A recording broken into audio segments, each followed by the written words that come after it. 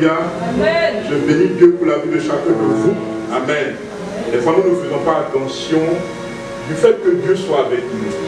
Nous sommes tellement focalisés sur ce que nous voulons, nous oublions celui qui est avec nous. Le jour que nous oublierons ce que nous voulons, nous verrons celui qui est capable de nous donner ce que nous voulons. Donc, cesse de te focaliser sur ce que tu veux et reste attaché à celui qui peut te donner ce que tu veux. Oublie un peu les soucis, oublie un peu les problèmes, oublie un peu l'indignation par laquelle tu passes en ce moment. Celui qui est capable de te donner de la valeur, il est présent. Son nom, c'est l'Éternel. Et reçois Amashia, comme le disent les Hébreux. Jésus, Christ, Jésus Sauveur, Christ au loin de Dieu, dont l'onction est capable de changer les situations. Ce Dieu-là, il est capable de tout. Ce Dieu-là, il donne de la dignité. Ce Dieu-là, il donne de l'honneur. Ce Dieu-là, il sait essuyer les larmes. Ce matin, il veut changer sa vie. Ce matin, il veut dire faux au monteur. Il n'a pas empêché qu'il monte, afin qu'il lui vienne imposer la vérité. Amen. La vérité, c'est lui-même. C'est la révélation de sa parole. Amen. La vérité au-dessus de la réalité. La vérité, c'est ce qui sort de la bouche de Dieu pour faire silence avec des détracteurs. Laisse les gens parler mal de toi. Laisse les gens te condamner. Laisse les gens prophétiser ce qu'ils veulent. Mais je suis venu t'annoncer la prophétie de Dieu. C'est que ta dignité sera restaurée. Alléluia. Nous allons prendre nos Bibles dans le livre de l'Évangile selon Luc, au chapitre 13, du verset 10 au verset 17. Je veux que vous compreniez que Luc était un médecin. Luc était chercheur. Luc était historien. Amen. Il était médecin, chercheur et historien. Ce que je dis n'est pas un fait de hasard. Il était donc un grand intellectuel. Dans la Bible, celui qui a écrit l'Évangile selon Luc, celui aussi qui a écrit les Actes des Apôtres. Parce que les Actes des Apôtres sont ce qu'on appelle le livre historique de l'Église. Vous voyez, Israël a ce qu'on appelle ses livres historiques. Alors quand vous lisez le livre des rois, le premier livre des rois, le deuxième livre des rois, Esther, etc., sont des livres historiques dans lesquels vous allez voir l'histoire d'Israël qui est révélée. Mais l'histoire de l'Église est révélée dans Actes des Apôtres. Donc Dieu n'a pas choisi Luc par hasard pour écrire ce livre, c'est parce qu'il était historien. Il était aussi médecin, mais aussi chercheur, quelqu'un qui avait réfléchi. Mais donc ce temps intellectuel était marqué parce qu'il voyait qu'il dépassait ses connaissances en sciences et en médecine. C'est ce qui fait que quand vous lisez ses écrits, l'accent est beaucoup mis sur les guérisons miraculeuses. Parce que c'est une femme qui avait une histoire de 18 ans de maladie. Certainement, elle allait voir les médecins. Peut-être même Luc l'a consulté en tant que médecin. Lui a donné une ordonnance, mais elle n'a pas été guérie. La Bible révèle une chose importante. Jésus était parti pour enseigner la parole. Et pendant qu'il doit enseigner, l'Esprit de Dieu lui fait la grâce de voir que cette femme, qui est courbée depuis 18 ans, son mal était dû à un démon qui la rendait infirme. Il y avait la dimension donc spirituelle, il y avait des démons, il y avait Satan à l'œuvre. Et Satan faisait que cette femme avait plié les chines dans cette position. Ça fait qu'elle avait du mal à marcher. Dans cette position, tu ne peux pas avancer. Et beaucoup de personnes ici sont dans la position où elles ont plié les chines, soit sur le plan financier, sur le plan physique, sur le plan social. Il y a une situation qui fait que tu as honte que tu connais.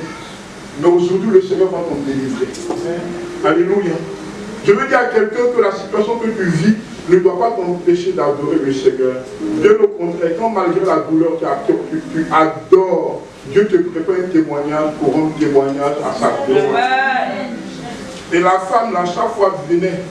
Et le Seigneur Jésus-Christ, l'Esprit lui met à cœur d'aller dans cette synagogue pour prêcher, pour enseigner, pour expliquer les mystères de l'évangile avec lequel il est venu.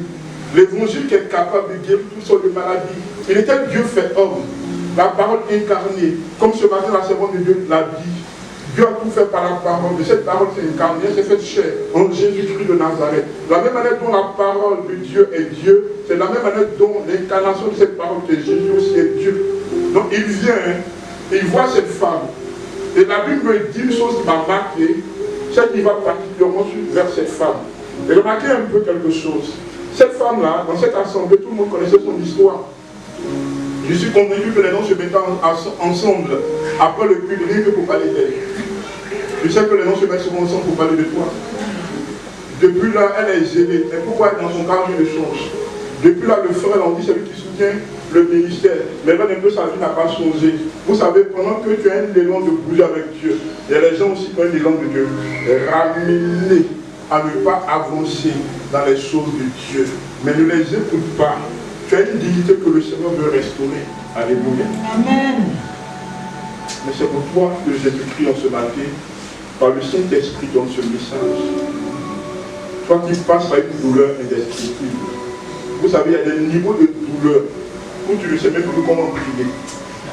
Tu as prié, tu as jeûné, tu as fait offrande, mais la douleur est là. Je suis venu te dire qu'elle est là pour disparaître. Amen. Je suis venu te dire qu'elle est là pour que Dieu te rende témoignage. Amen. Je suis venu te dire que ce qui te fait pleurer aujourd'hui est ce dont tu vas te moquer demain. Amen. Voici cette femme-là, regardez un peu. Avant que Jésus ne vienne, elle a fait tout ce qu'elle pouvait faire. Mais ce jour-là, Dieu permet que Jésus lui-même aille pour enseigner, mais il la découvre. Ce matin, certainement. Et je suis convaincu de ce que je dis. Tu ne sortiras pas avec le même handicap qui tout ce temps t'a caractérisé. Avec la même indignation, tout ce temps que tu as subi. Vous voyez, la dignité, c'est ce qui te coûte le plus cher. Je veux que tu comprennes un peu. Selon Jean 10, verset 10, le voleur ne vient que pour dérober, égorger et détruire. Le diable par la sorcellerie, le diable par l'occultisme, par le mysticisme, par le monde des ténèbres qui est organisé, agit pour te voler ta dignité. Ta dignité, comment tu sais que le diable en train de la voler? Le diable, lorsqu'il te maintient dans le péché, il te vole sur le plan spirituel ta dignité. Le diable, lorsqu'il te maintient dans la maladie, lorsqu'il te maintient dans la pauvreté, on n'aime pas en parler. La pauvreté a eu des expressions de la perte de sa dignité. Car bien aimé, tu as beau être digne, quand la pauvreté frappe, tu ne fais pas attention, tu perds ta dignité. C'est pour ce matin, j'en nul tout décret de pauvreté. Est-ce que tu comprends un peu? Et voici donc cette femme à qui Jésus dit, femme, tu es délivrée. Vous voyez, il lui dit ça, il lui annonce ça, il lui proclame ça. La délivrance aussi a cette dimension prophétique, ça veut dire annoncer la délivrance, proclamer que ça va se faire. Et après, c'est lui impose les mains. Le contact avec l'Esprit de Dieu qui est en lui fait que l'Esprit de Dieu entre dans cette femme et l'Esprit de Dieu remplace les démons par sa présence. C'est ce que Dieu ce matin veut faire dans ta vie. Vous voyez un peu, la vraie délivrance qui vient de Dieu là, elle se traduit par la restauration. Tous ces délivrances auxquelles nous assistons à vivre ici là-haut, est-ce que ça envoie la restauration dans la vie des gens? Ça veut dire qu'il y a un problème. Quand tu as été délivré, tu es restauré. Si tu n'es pas restauré, tu sais que peut-être tu n'as pas été délivré. Nous sommes d'accord. Donc tous ces délivrants ont fait la publicité là.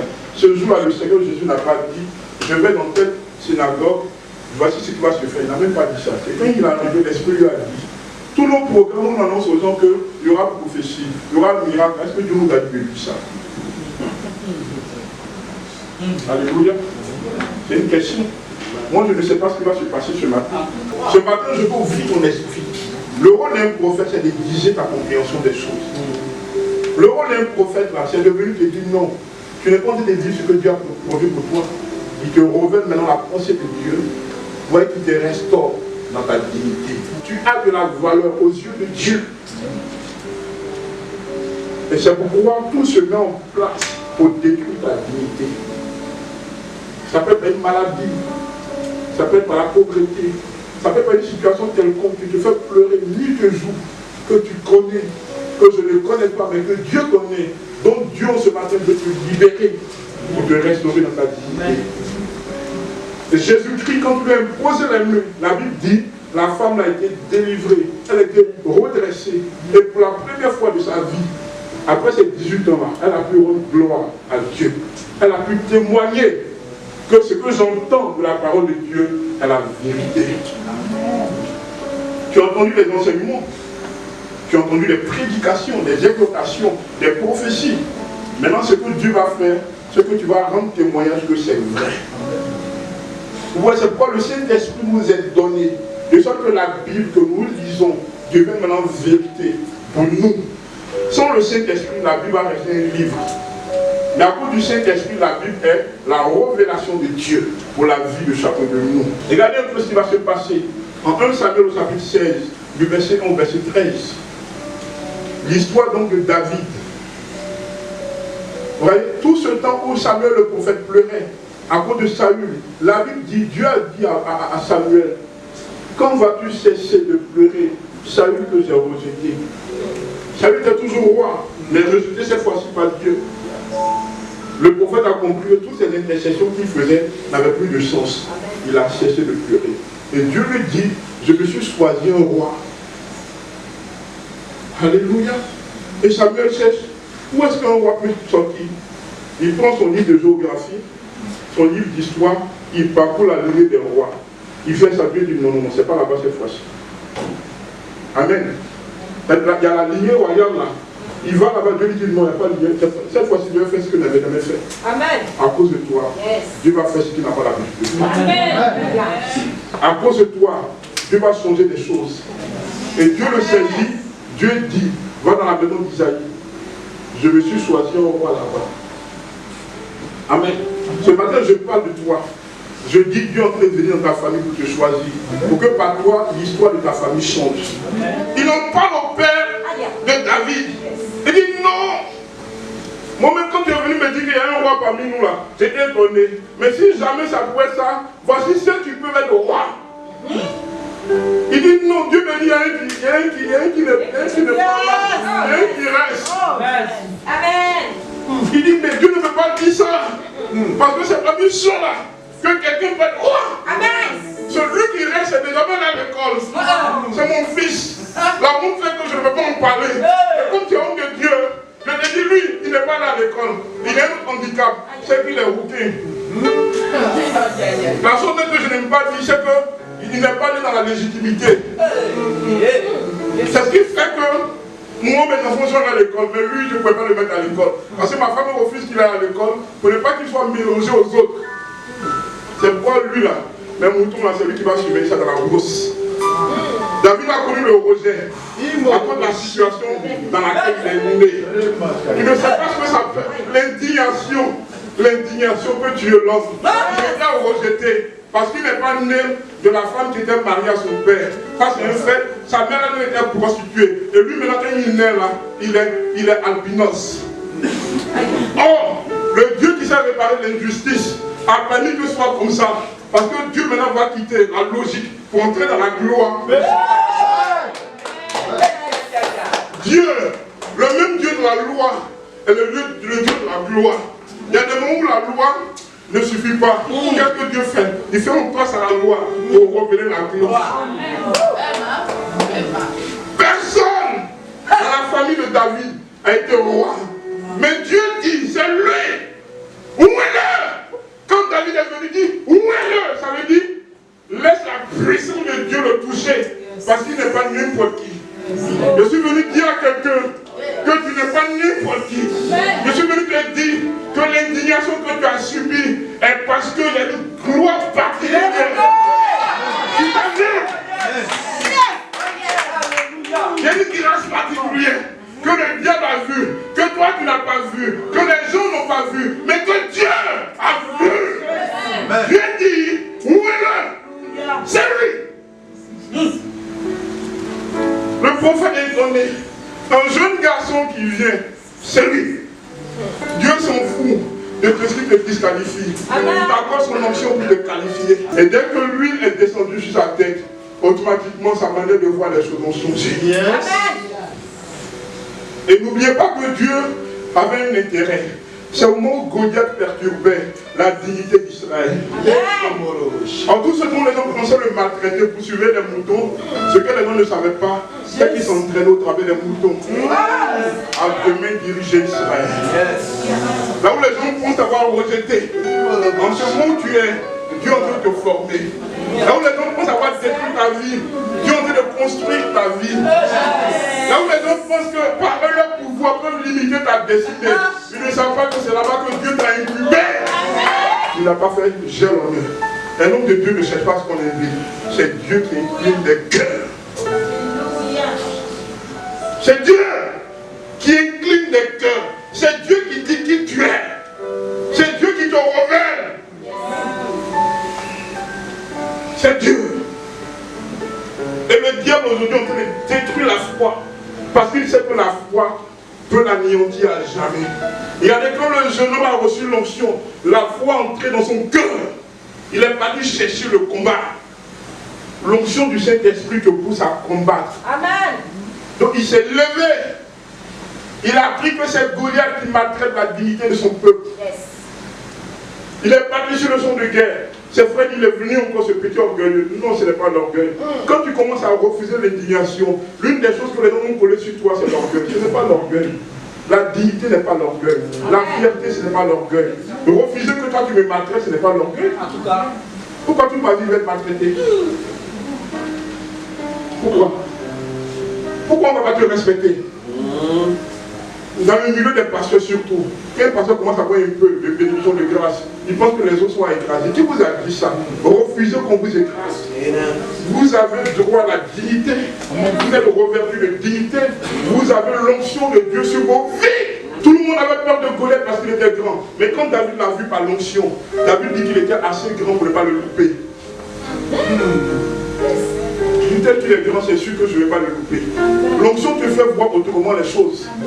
La grâce de Dieu te fait voir la solution. Là où les gens pensent qu'il y a des problèmes. La grâce de Dieu te donne des réponses aux questions qui apparemment n'avaient pas de réponses. Parce que c'est toi-même qui as la réponse aux questions des autres. Tu as la solution au problème. David était la solution au problème qui s'appelait Goliath. Quel est le Goliath de ta famille? Aujourd'hui, il s'écroule au nom de Jésus. Et quand ils ont proposé à David ce qu'il gagnait, il voyait que l'histoire de sa famille changeait. Lui le rejeté, celui dont tous les frères se moquaient. Celui à qui on rappelait la faute de sa mère. Celui à qui on rappelait la couleur de son thé. Voyait par cette opportunité quelqu'un dont la vie allait changer. David avait un talent.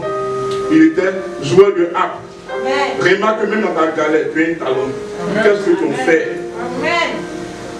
Qu'est-ce que tu fais de ce que Dieu a déposé en toi? Tu peux tout perdre sur ton talent. Quand le miracle n'est pas loin, Satan sait ça.